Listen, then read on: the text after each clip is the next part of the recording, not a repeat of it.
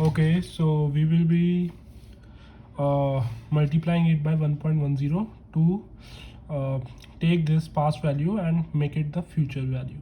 Okay, so if we calculate this, 746 into 1.10, 820.6. So this would be our answer. Now we will look at the perpetuity. So that's something like preferred stocks. Okay, so we will be receiving preferred dividend of 4.5 per year at the rate of interest of 10%. Okay, so that's something like we will be receiving for lifetime 4.5 per year. So what should be the price at which we should sell, and we would be comfortable giving them 4.5 rupees per year? So that would be present value into the rate of interest 10%, and is equals to 4.5. And if we do it other way around, 4.5 upon this 10%, that is 0.10, we could find the present value. So 4.5 upon 0.10, 45 rupees. So that would be 45 rupees. We have to sell at 45 rupees so that we can pay the dividend of 4.5 per year, and that would be our present value. Okay, the uneven cash flows. Okay, so we are receiving 300, 400 and 500 for at year 1, year 2 and year 3. Okay, and we have to calculate the future value. So interest rate is our normal 10%, and if we calculate 300 for this period, if we want to know the value of 300 at this period, we will calculate by 1 2. So that would be 300 into 1.1 to power 2. 400, we have to know the value at this period, so that would be 400 into 1.1, and we will get the value. And if we want to know the value of 500, that would be this. And we could do is this by the cash flow method as well. Okay, so our CF0 is 0, as we can see, and our CF1, cash flow 1 is 300. Let's make it that is for one time only. Cash flow 2 is 400. Okay, enter. And cash flow 3 is 500. Enter. Okay, and if we want to find the net present value for 10% interest, it would be 978. So this would be our 978. Okay, the present value we can find by this 978. Okay, and if we have find this value, the present value here, we can simply find the future value as well, I guess. If you look at that way, we can find the future value as well. So let's take it 978, the present value.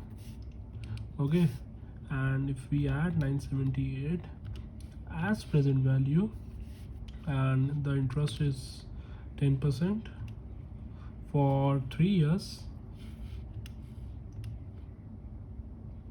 we can compute the future value. Would be, sorry, I guess I have not taken the payment as 0. So this would be 13101.7.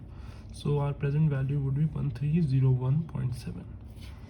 If we try to find it by the normal calculation, we can do that as well. So 1.363 plus, that is simple, 400 into 100, 1.1, 440 plus 500. Okay, and if we calculate this, 363 plus 440 plus 500, 1303.1303, that's almost equal as this, so it's negligible, so you can see. Okay, let's see the next question. Car loan of 3000 with equal payment of 15 years at an annual rate of interest of 5%. Okay, so the car loan of 3000, we have taken the loan of 3000. Okay, and we have to pay that equal EMIs, you might say, and the rate of interest is 5%. So how will we calculate this? Okay, that's simple. Just put in the values and you will be able to do that. So let's say 300 is our present value and our 5% is the rate of interest for 15 years, and we have to calculate the payment. That's simple. 289.0.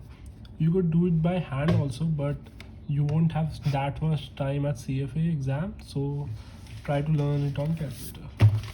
Okay, so now we will calculate the interest rate. Payment of 100 rupees is received at the end of year for 2 years, and the future value is 400. Okay, and we have to find the interest rate. So that's the new question. Okay, we have made a payment of 100 rupees. A payment of 100 rupees is received at the end of every year for 2 years. Okay, so if we have received the payment, the payment would be 100. Future value would be 400, and we have to find present value 0, obviously. Okay, and we have to find the I by Y.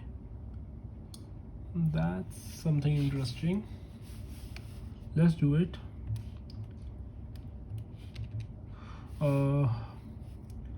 Future value is 400, payment is 100, n is 2, the PV is 0. Let's compute it. It's showing an error, I don't know why. Let's do it again. 100 is received at the end of every year.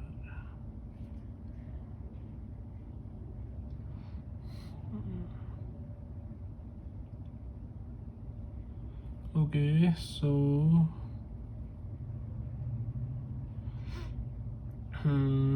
okay, we have to make it minus. I forgot that payment would be in minus, and 400. I by Y is we have to find 0 is PV, n is 2. Let's compute I by Y. That's 200%.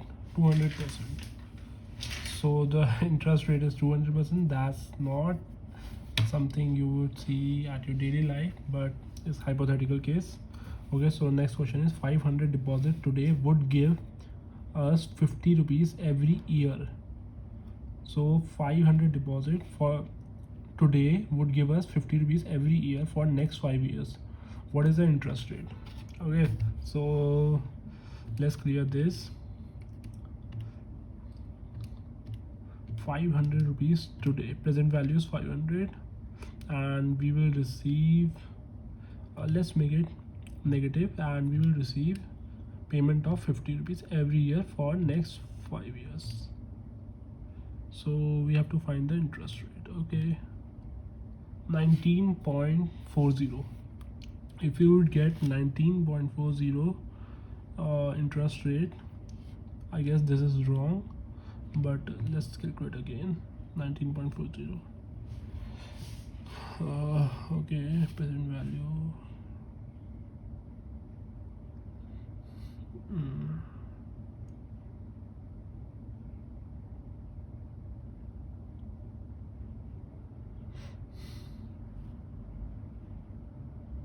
that's minus 19.40. So we will get, if we will be charged minus 19.40, then we will be getting 50 per year for next 5 years. Okay, so it's negative interest rate. It's not happening in daily life, but let's say you have made a loss, so 19.4% you have made a loss, so that's what it is implying. Okay, I hope you guys understand this.